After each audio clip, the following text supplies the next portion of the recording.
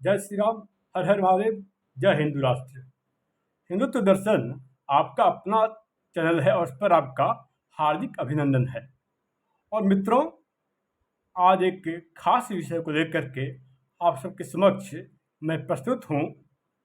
और आज का विषय है, किसी ने मुझे कमेंट किया कि बारंबार आप तथाकथित महात्मा क्यों कहा करते हैं, महात्मा क्यों नहीं कहा करते। आज इसी विषय पर इस प्रश्न का उत्तर देने के लिए आप सबके समक्ष मैं प्रस्तुत हूँ। मित्रों,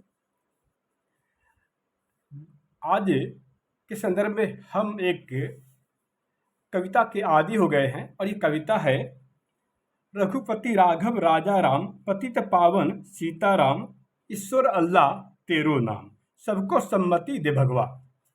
जबकि वास्तविकता तो यह है कि जैन संत लक्ष्मणाचार्य के द्वारा वास्तविक कविता इस प्रकार थी। रघुपति राघव राजा राम, पतित पावन सीताराम, सुंदर विग्रह मेघा श्याम, गंगा तुलसी शालिग्राम। तो यहाँ पर तीसरी और चौथी पंक्ति को में बदलाव कर दिया गया था और बदलाव करने वाले, परिवर्तन करने वाले हमारे तथाकथित महात्मा गांधी थे। तो इस मिलावट करके से पेश किया गया। तो आज मैं इसी विषय पर आप सभी को बताने के लिए आया हूँ कि यह जो कविता ली गई है, जो मैंने जैन संत लक्ष्मणाचार्य की पढ़ी, यह नामा रामायण से ली गई है। जी हाँ, नामा रामायण से ली गई है। वास्तव में हमारे इस भारतवर्ष में 300 से ज़्यादा रामायण प्रचलित हैं और इसमें से सबसे प्रामाणिक रामायण वाल्मीकि रामायण है। और वाल्मीकि रामायण इसलिए प्रामाणिक है कि वाल्मीकि और परशुराम चंद्र समकालीन थे और इस रामायण की रचना 8,75,000 वर्ष पूर्व की गई थी। तो जबकि वैष्णव संत लक्ष्मणाचार्य ने यह कहीं भी अल्लाह जैसे शब्द का प्रयोग नहीं किया और उन्होंने इस कविता की जब रचना की तो इसमें उन्होंने गंगा तुलसी, भद्र गिरीश्वर, भगत जनप्रिय, जानकी रमना जैसे शब्दों का प्रयोग किया। वास्तव में इस तथाकथित महात्मा ने बारंबार सनातन हिंदू धर्म से, संस्कृति से खिलवाड़ किया और बारंबार इसमें छेड़छाड़ किया। क्या आपने कभी इस तथाकथित महात्मा को कभी देखा कि उन्होंने कभी किसी और संप्रदाय, पंथ के प्रार्थना में कोई छेड़छाड़ किया हो या परिवर्तन किया हो? तो वास्तव में यह तुष्टीकरण की नीति थी। बारंबार यह तथाकथित महात्मा हिंदुओं से सहन करने के लिए कहा करता था और कहा करता था कि जब भी यदि कोई आपकी हत्या कर दे, इस्लाम मजहब के मानने वाले, तो आप इसे अपनी मुक्ति समझिए। क्या ऐसी बात उन्होंने कभी इस्लाम मजहब को मानने वालों को कहा क्या? तब उन्होंने कभी ऐसा नहीं कहा। लेकिन हिंदुओं को बारंबार कहा कि जब भी आपके कोई परिजन, आपके कोई रिश्तेदार किसी मुस्लिम के द्वारा मारे जाएं तो इससे आप अपनी मुक्ति समझिए। तो हमारे इस तथाकथित महात्मा को यदि इस तुष्टीकरण का जन्मदाता कहा जाए तो कोई अतिशयोक्ति नहीं होनी चाहिए। क्या कभी आपने इन्हें इस्लामिक रीति रिवाज के विरुद्ध जाते देखा, या कभी आपने इन्हें मुस्लिम कट्टरता या मुस्लिमों की कट्टर सोच के विरुद्ध जाते कभी नहीं देखा होगा? अब इसी विषय पर वास्तविक कविता को एक बार फिर से मैं दोहराता हूँ। रघुपति राघव राजा राम, पतित पावन सीताराम, सुंदर विग्रह मेघा श्याम, गंगा तुलसी शालिग्राम, भद्र गिरीश्वर सीताराम, जानकी रमना सीताराम, जय जय राघव सीताराम। तो यह कविता जैन संत लक्ष्मणाचार्य के द्वारा रचित है, लिखित है। सिर्फ इतने सुंदर कविता में छेड़छाड़ ही नहीं किया, इसमें बदलाव ही नहीं किया। इस तथा कथित महात्मा गांधी का कहना था कि इस बदलाव व उनके द्वारा परिवर्तित गीत संगीत को हर मंदिर में अनिवार्य रूप से गाया जाए और मंदिरों में से आरती के रूप में गाया जाए, और वो भी ओम जय जगदीश के जगह। यानी इस तथा कथित महात्मा ने ओम जय जगदीश के ऊपर अपने द्वारा मॉडिफाइड कविता को वरीयता देने की बात की, और यह भी कहा कि मंदिरों में जितनी पूजा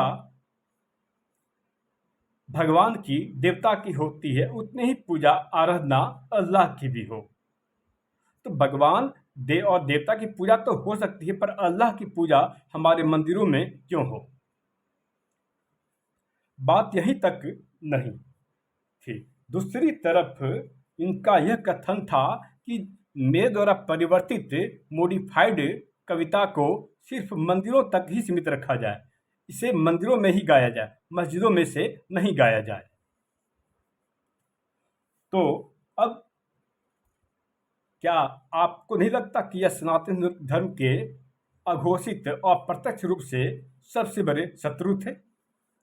यदि मैं यह कहूं कि यह तथाकथित महात्मा गांधी, यह तथाकथित बापू के नाम से प्रसिद्ध सनातन धर्म का सबसे शत्रु था, तो कोई अतिशयोक्ति नहीं होनी चाहिए। इसने सनातन धर्म के आस्था पर बारंबार प्रहार किया।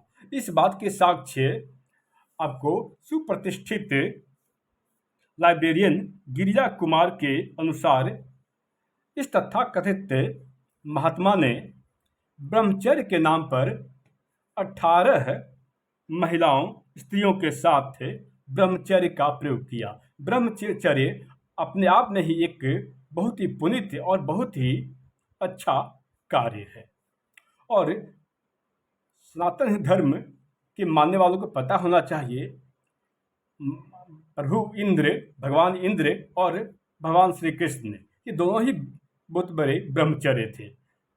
भगवान इंद्र ने 101 वर्ष ब्रह्मचर्य का पालन किया था, पर हमारे इस भारतवर्ष में सीरियलों के माध्यम से, नाटकों के माध्यम से, फिल्मों के माध्यम से दिखाया जाता है कि यह इंद्र अप्सरा, मेनका, उर्वशी के नृत्य देखा करते थे, जो कि सरासर गलत है। यह कहीं भी वर्णित नहीं है। इससे पहले भी मैं इस एपिसोड से पहले बता चुका हूं, और इस पर हमारी वीडियो पर पिछली प्रस्तुति मौजूद है, आप इसे जाकर देख सकते हैं।